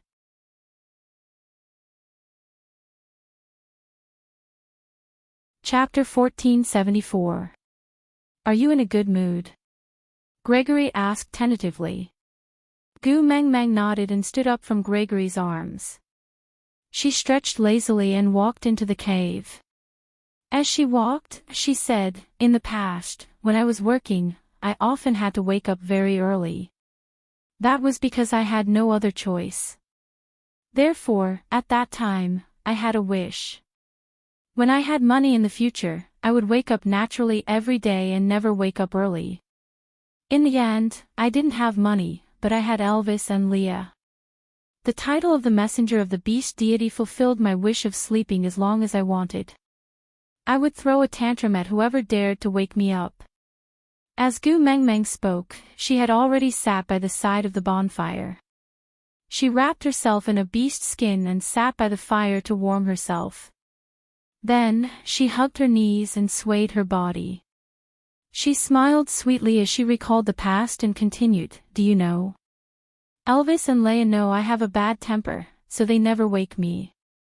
And there was one time when a female in the tribe made a ruckus at my door early in the morning, disturbing my sleep. I angrily went out and beat her up. The two of them didn't beat the females, but they beat up all the males in the female's family until they were half dead. From then on, no one dared to disturb my sleep." Gregory had already walked to Gu Mingming's side. He added 4 to 5 ice cups into the pot and boiled it for Gu Mengmeng to wash and drink. Gu Mengmeng said as she watched, "But today is an exception, the sunrise is just too beautiful." The sun lit up the entire sky bit by bit. Every step was difficult, but who could stop daybreak? My father had always told me that what the previous messenger of the beast deity brought to the beast world was faith, while what I wanted to bring to the beast world was hope. But I didn't know what hope was. Could it be that eating, drinking, and having fun with my partner every day was called hope? It can't be. Today, my confusion seems to have suddenly cleared up. I'm not the sun, and I don't have boundless radiance. However, my existence itself is hope. Gregory did not interrupt Gu Mengmeng. He liked to listen to her speak, anything was fine. To him, her voice was the most beautiful movement, the most beautiful melody. No matter how much she chattered, he listened to her every word very carefully. Even though the past had nothing to do with him, as long as it was related to her, he was interested. No matter what difficulties you encounter, no matter what pain you feel, even if you feel that you can't take it anymore and can't hold on any longer. At times like this, they would think, it's okay, we still have the messenger of the beast deity. No matter how difficult it is, we have to hold on, because she will definitely come to save us. The so-called sadness meant that even though it was difficult, it would eventually pass. Once we get through the most difficult times, everything will get better. Even if I didn't appear, they would still push the credit to me, saying that it was the messenger of the beast deity who gave them hope and allowed them to get through those hardships. Wasn't it a little shameless to say that? It seems like I'm overestimating myself. Gregory scooped some warm water from the pot for Gu Mengmeng to wash up. As he watched her rinse her mouth, he said, "Don't undervalue yourself."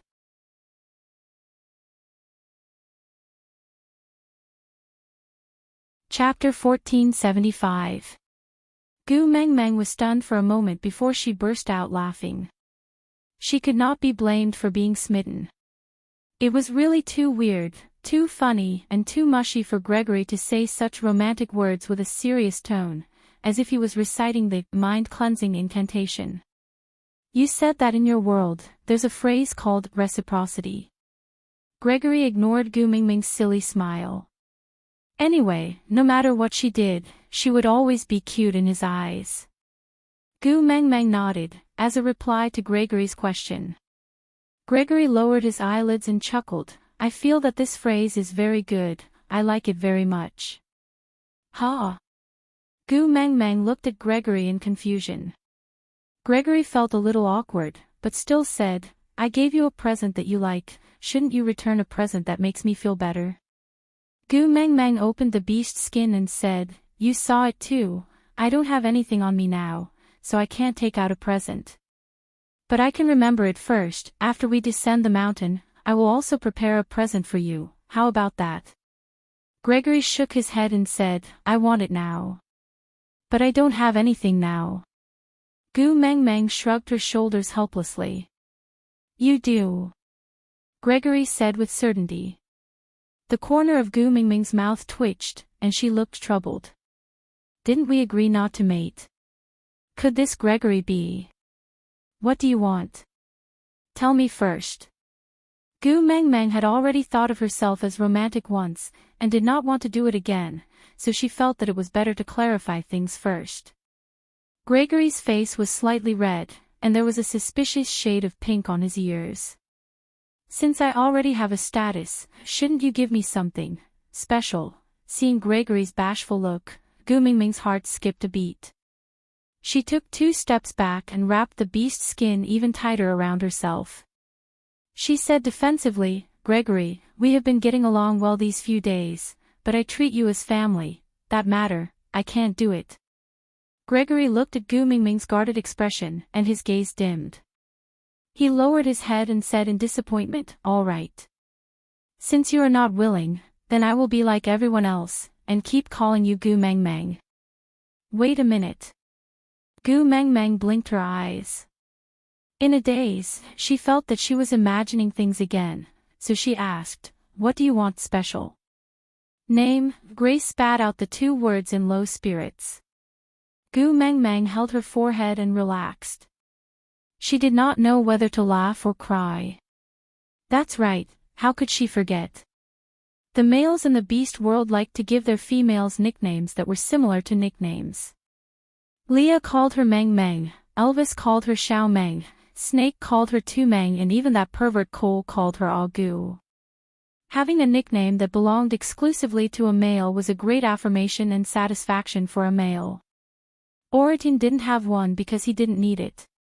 He didn't need anything other than stewed meat. Gu Meng Meng rubbed herself against Gregory and proactively leaned on his shoulder. She smiled and said, "I thought you were going to say something. Wasn't it just a name?" "Yes, of course. What do you want to call me? Is it really possible?" Gregory's eyes lit up when he saw hope after falling to the bottom of the abyss. Gu Meng Meng nodded and said, "Sure, go ahead. I can accept anything as long as it's not too disgusting." Gregory pursed his lips and said hesitantly, "Baby Meng."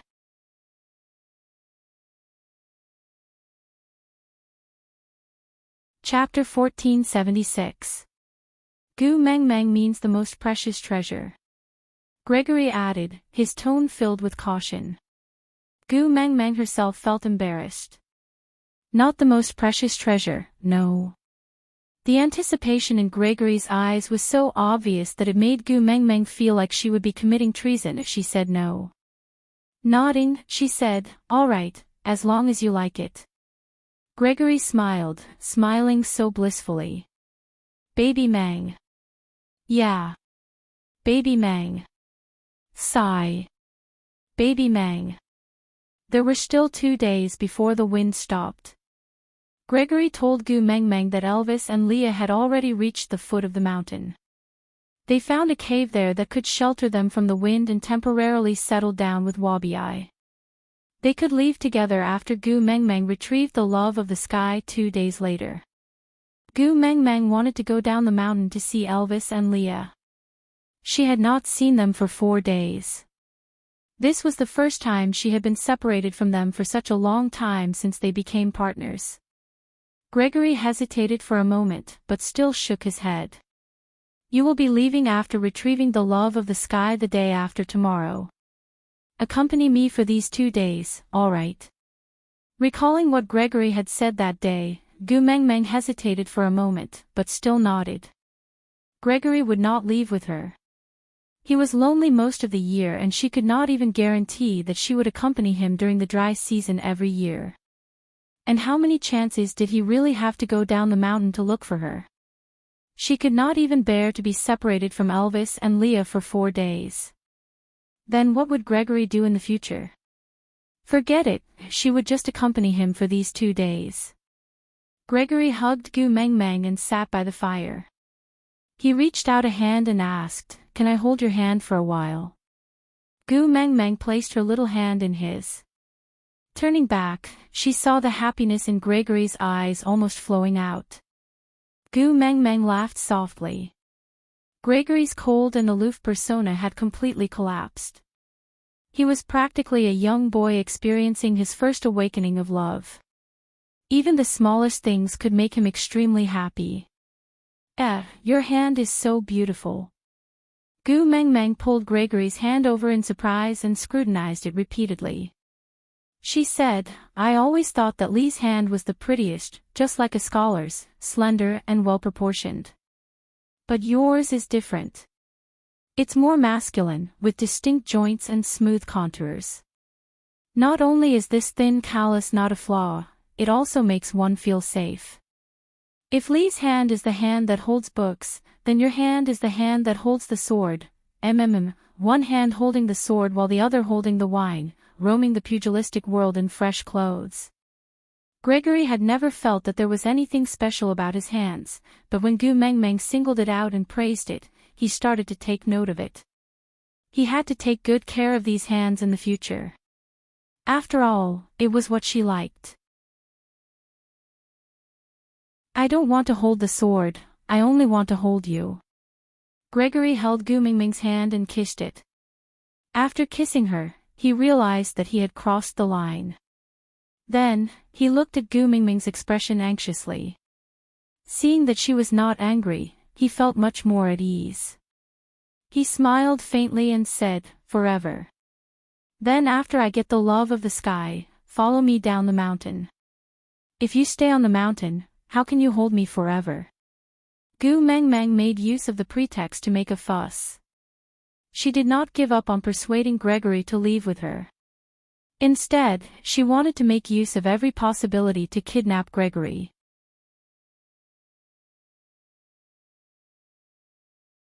Chapter 1477.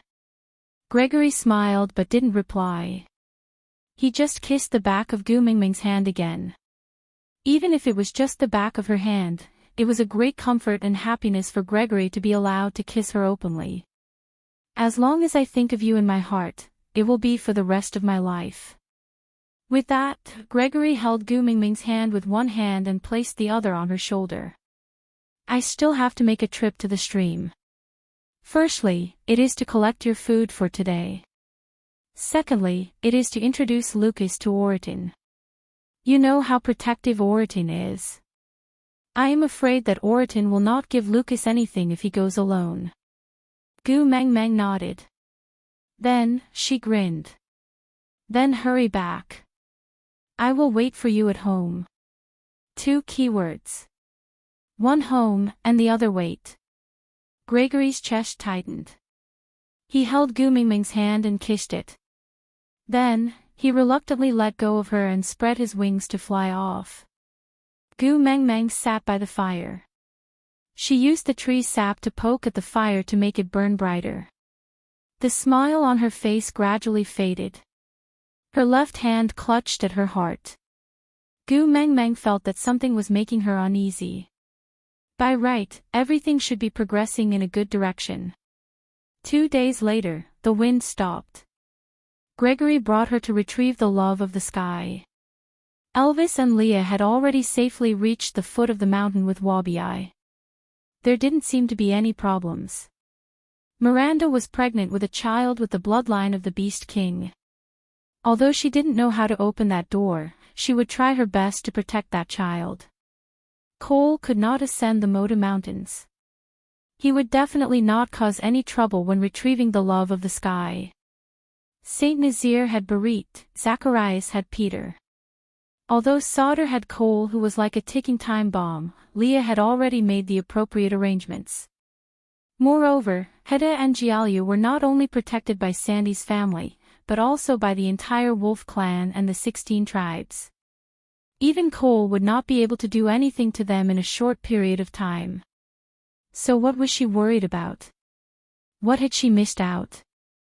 Why did she feel so uneasy? Gu Mengmeng sat there in a daze. She was still in a daze when Gregory returned. Grace took the burnt resin from her hand and threw it into the fire. He hugged her gently and asked, "What's wrong?" Gu Mengmeng snapped out of her trance and quickly collected her thoughts. She smiled and said, "You're back." "Yes." Gregory tidied up the beast skin on Gu Mengmeng and looked at her worriedly. "What were you thinking about just now? You didn't even realize I was back." Gu Mengmeng lowered her head and said, "Nothing, I just suddenly felt a little uneasy." "Say, do you think there will be any problems with us obtaining the love of the sky?" Gregory hugged her even tighter and placed his chin on the top of her head, telling her in a mellow voice, "Don't worry, I'm here." Gu Mengmeng nodded and chuckled. "By right, I am the Beast King and you are a 3rd-level beast. I should be stronger than you. But strangely, when you hug me like this, I feel very at ease. That little bit of panic is gone in an instant. Alright, in the future, whenever you feel uneasy, I will hug you like this." Gregory replied with a smile, his gaze gentle and determined. Tomorrow was the day the wind would stop.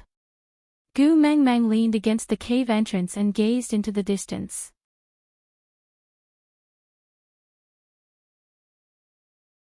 Chapter 1478. Gregory's voice resonated with his chest, shaking Gu Mingming's eardrums. "Still worried? He's been absent-minded since yesterday." Gu Mengmeng nodded. Looking at the night sky, she said helplessly, yeah, the sky is already dark. An entire day has passed. I don't even know what I am worried about, but I just feel very uneasy. Gregory remained silent for a moment before asking hesitantly, in the past, what did Elvis and Leah do when you felt uneasy? Gu Mengmeng was taken aback. She shook her head and said, I am not a sentimental person. This is the first time I have felt uneasy for no reason. Gregory sighed softly and said, so, should I feel honored? The first time you felt uneasy for no reason, I was the one accompanying you. Gu Mengmeng was amused by Gregory's words. She said, why don't you tell me about your childhood? I can divert my attention and maybe everything will be fine. Childhood? Gregory countered. Gu Mengmeng nodded and said, I have been here for the past few days. I feel that although the scenery on Moda Mountains is unique and majestic, but after looking at it for 10 years, the mountains are no longer mountains and the snow is no longer snow. How did you live your life in the past? I am a little curious. Gregory thought about it seriously, then shook his head and said with a bitter smile, I forgot. Gu Mengmeng could not help but ask curiously. Gregory nodded and replied, I have thought about it seriously. All my memories seem to have started from the first time I saw you in solder. Then how did I spend the first 10 long years of my life? Other than flying day and night. I don't remember anything else. Gregory tightened his grip on Gu Mengmeng's arm. He chuckled and said, this feeling is quite good. My life started from the moment I met you. So you are my everything. And now that I am hugging you, my life is complete. Gu Mengmeng smiled and said, I am so important and you are not leaving with me. Gregory sighed and did not reply to Gu Mengmeng. He just pointed at the night sky and said, isn't the night sky beautiful from here? Gu Mengmeng knew that he was intentionally changing the topic and did not expose him. She just nodded and said, yeah, very beautiful. In my world, the air pollution is very serious, especially in S City where I live. There are almost no stars at night. It's weird, I've been in the beast world for more than 4 years but I've never had a chance to look at the stars properly. Since we've reached the top today, why don't you accompany me to see if there are any constellations that I can recognize? All right. I will accompany you. Gregory's gaze landed on Gu Mengmeng's face the entire time. How could the starlight compare to her brilliance? Gu Mengmeng gestured for a long time but could not even find the Big Dipper. She sighed and shook her head, saying, when I was in school, I could just open my mouth and talk about horoscopes and whatnot. But in the end, I couldn't even recognize a single star. Gregory didn't mind. He just smiled and said, what's so important about knowing each other? It's fine as long as it looks good. Gu Mengmeng nodded in agreement. I like people like you who still help me out when I fail to act cool. Gu Mengmeng chuckled and said, I can't recognize all the stars but I do know a few stories about them. Let me tell you a story as compensation.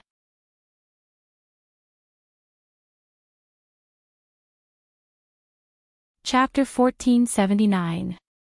After thinking for a while, Gu Mengmeng pointed casually and said, there was once a fairy who was curious about the things in the mortal world, so she secretly went down to the mortal world to travel. In the mortal world, she fell in love with a man, a male. The fairy's mother was furious when she found out about it. She probably felt that her family's diamond-studded 24K pure gold cabbage was stolen by a wild boar of unknown origin. So she brought the fairy back to the heavenly court and forbade the two of them from meeting. Gregory nodded and said, if our daughter falls in love with a wild boar, I won't be happy either. Gu Mengmeng, wild boar was just a metaphor, all right. Moreover, where did our daughter come from? She already said she wouldn't mate with him. Seeing that Gu Mengmeng's expression was not good, Gregory hurriedly tried to salvage the situation. Of course, if you agree, I have no objections. But, it's best not to be the first partner. Females from the birds' tribe should at least find their first partner within the tribe. The more Gregory spoke, the more he seemed to be serious. Gu Mengmeng was momentarily speechless and could not even be bothered to refute him. Seeing that Gu Mengmeng was not saying anything, Gregory thought that Gu Mengmeng had silently agreed to it. He was very happy, not because he had the right to speak on the issue of female partners, but because the fact that he could discuss their child with her was enough to make him happy. Even though he knew better than Gu Mengmeng that there would be no child between them. Then, what happened after that? Gregory smiled and continued to ask. He wanted to hear more from Gu Mengmeng. Gu Mengmeng said, after the fairy's mother brought the fairy back to the heavenly court, the fairy cried non-stop and washed her face with tears every day. The cowherd on the ground also missed his wife very much, but he could not do anything about it. After that, a cow in their family became a demon and told the cowherd that he could go up to the heavens to meet the weaver maiden if he were to skin the cow and wear it. The cowherd did as he was told, then carried a pole and brought his children up to the heavens to meet the weaver maiden. After the Queen Mother of the West knew about it, she flew into a rage and used her hairpin to draw a line. Then, a galaxy appeared between the cowherd and the weaver maiden. It's the galaxy formed by the stars in the sky. It was boundless and could not be crossed. After that, a group of magpies could not stand it any longer. Wasn't this mother-in-law a little too hard to please? Although the male prostitute was not very rich, he at least had a house, land, and a cow. Besides, they had already given birth to a child. What was the point of forcibly separating them? Therefore, they spontaneously built the Magpie Bridge. Every year on the 7th day of the 7th month, they helped the cowherd and the weaver maid cross the Milky Way to meet for one day. After Gu Mengmeng finished, she chuckled and said, "Actually, I feel that this story is quite tragic, but I don't know why everyone says it's romantic." Then, on Chinese Valentine's Day every year, everyone would use this as a reason to celebrate. Couples all over the world would show off their love and show off their affection. I still can't understand why a couple can only see each other once a year. What's there to celebrate? Gregory smiled and said, "All right, that's the end of the story. Go to sleep. We still have to get Love of the Sky tomorrow." Gu Mengmeng thought about it and nodded. "I hope everything goes smoothly." You're tuning into the LoveLore Library YouTube channel. We're so grateful for your support, and don't forget to subscribe to join us on this incredible journey through captivating stories. Your generosity through donations truly makes a world of difference, as it's the primary source of revenue that allows me to expand and enhance this channel for you. Thank you from the bottom of my heart for being a part of this adventure.